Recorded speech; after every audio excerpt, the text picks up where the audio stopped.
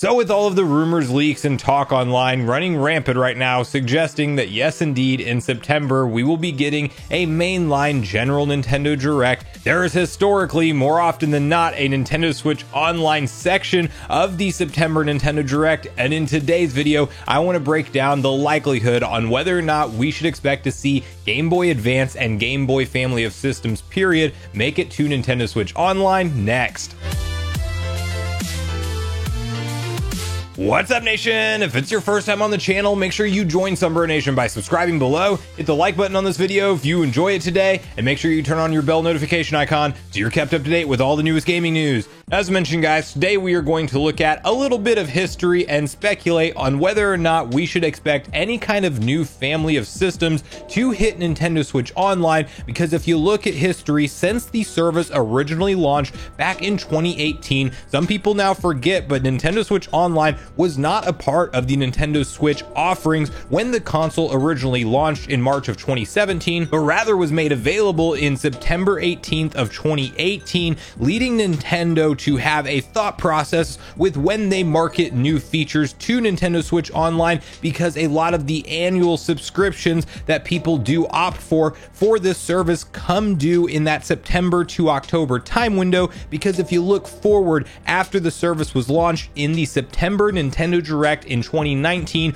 we got the addition of Super Nintendo games, which at the time only supported NES library of games, and SNES was the second edition at that 2019 September Direct. Now in 2020, we have to break that formula because of course it was the height of the pandemic, and Nintendo in that particular year opted for multiple mini partner showcase directs to kind of tie fans over, in addition to the big blowout Mario 35th anniversary, and they had a very different drip feed style of content throughout that year because clearly a lot of things were in flux, and we are still feeling some of the development challenges to this day from that remote environment and lockdown environment that we were all in for quite some time. But when you fast forward and remove that year out of the equation, September 23rd, 2021, we got a mainline September General Nintendo Direct where the expansion pack was officially confirmed and revealed with a late October launch date. Of course, once again,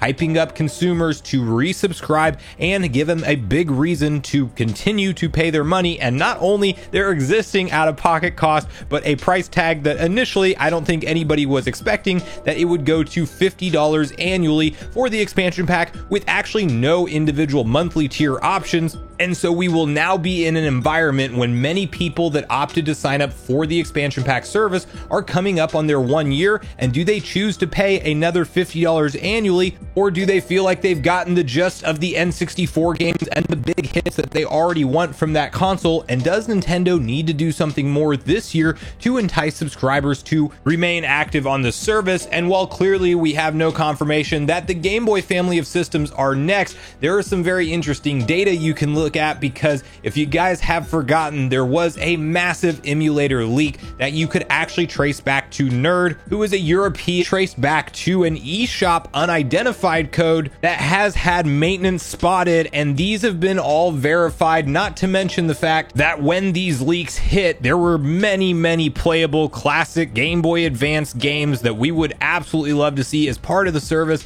And you even have people like Nate Drake, or Nate the Hate, chiming in on this recently over on Family Boards when he was responding to somebody asking about the possibility of GameCube remasters being at this direct, which of course is also a very likely scenario. And you can see the following response where he says, "New Nate the Hate podcast episode incoming about September. We don't have time to explore many topics." Then below, "Aw man, well that stinks. Well, do you by any chance know of the Game Boy Color, and GBA, NSO plans?" And Nate responds, "Yes, spoke of those plans last year and earlier this year. Game Boy and Game Boy Color emulation has been done for a while." Now, I think it is absolutely a logical thought process and just a safe bet to say that yes, these systems will make it over to NSO in the future. The question really is, when does Nintendo Nintendo feel like it is the correct time to add them, because there are really two sides to this coin when we break it down. In one hand, yes, the subscription time is coming up and people will need a good reason to renew their expansion pack service. On the other hand, we are still relatively new into the expansion pack, with a roadmap of N64 games being released one per calendar month since that service launched, and that may lead Nintendo's thought process to lean more towards doing an updated part 2 roadmap of N64 games, and they may feel like they have enough meat as part of that service to keep people resubscribed and re-up as paying NSO expansion pack members without feeling the need to add in an entirely new library of games. So you do have to keep in mind that while yes, you may think it's time for Nintendo to do it, and you may think with the leaked emulators that are being worked on and probably done, not to mention the fact that we've had things like Game Boy family of systems available on previous consoles through the Virtual Console program, that does not solidify that September in this year, in 2022, is the time frame that Nintendo wants to launch this, and rather they very well could go the route of giving us a very hype roadmap for new N64 games and family of systems.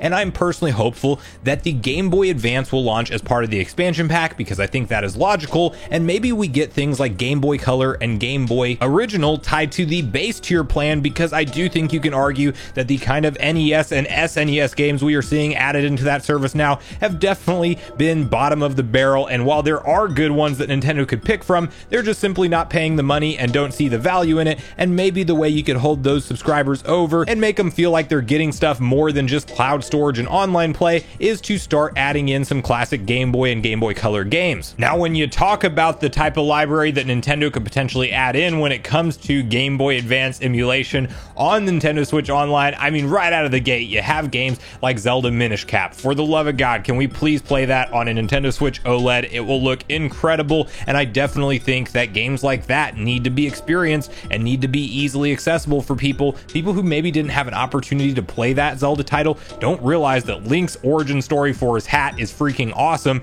and it just has a fantastic combat and mechanics, and the entire game from start to finish is truly a masterpiece. We have games like Metroid Fusion on the Game Boy Advance, Mario and Luigi Superstar Saga, the original Advance Wars, which we still need Reboot Camp out, one on the Game Boy Advance, a masterpiece and definitely the best way to play that title. There's numerous Sonic Advance games that are fantastic, Golden Sun, Fire Emblem. I mean, there is such love and support for many different franchises, not to mention the big killer IP that if Nintendo will pay the rights and work out a deal with Game Freak, as Game Freak likes to just remake these games, but can we get some of the classic Pokemon games from the Game Boy Advance era? I mean, let's talk about things like Fire Red and Leaf Green, Emerald, Ruby, and Sapphire. Like that alone, if they just get a mix of any of those or just one from any of those generations, I think fans will be more than happy. We even saw love for F-Zero on the Game Boy Advance, so a ton of different titles that I didn't even mention that you could still add in. And imagine if we are on a cycle going forward with Nintendo Switch Online where yes,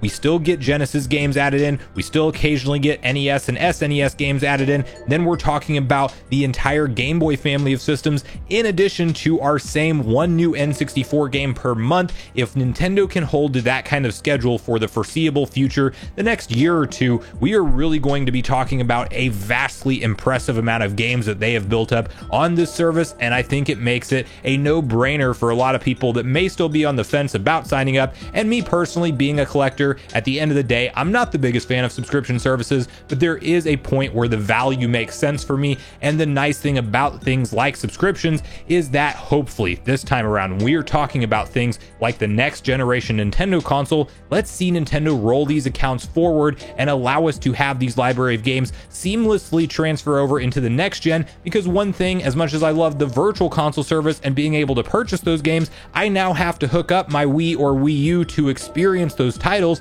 And as technology changes and HDMI ports are now the primary thing, which the Wii U had but the Wii doesn't, you know, you get the point. It is more of a hassle to keep up with the older consoles and hook them up each time to play those classic games that you purchased on just that console. And rather than having to repurchase, I would love it if things just flowed seamlessly into the next generation. So clearly at this point, we don't know what Nintendo's planning and if this will be the event event that we would see something like the Game Boy family of systems announced Switch Online. So I will definitely have my eyes and ears open for that section of the Direct if we do indeed see it happen. And will they get crazy and do something like a special edition Game Boy Advance style controller like we've seen them do for every other console that they've added into NSO? Like, there's a lot of exciting possibilities that could come from this. I want to hear from you guys at this point in the video. All your personal, do you think they put things like the base Game Boy systems on part of the base tier plan and just keep the GBA for expansion pack? Or do you think all three of these consoles fall into expansion pack? And bonus question, do you think that there is a high likelihood that Nintendo just chooses to do N64 only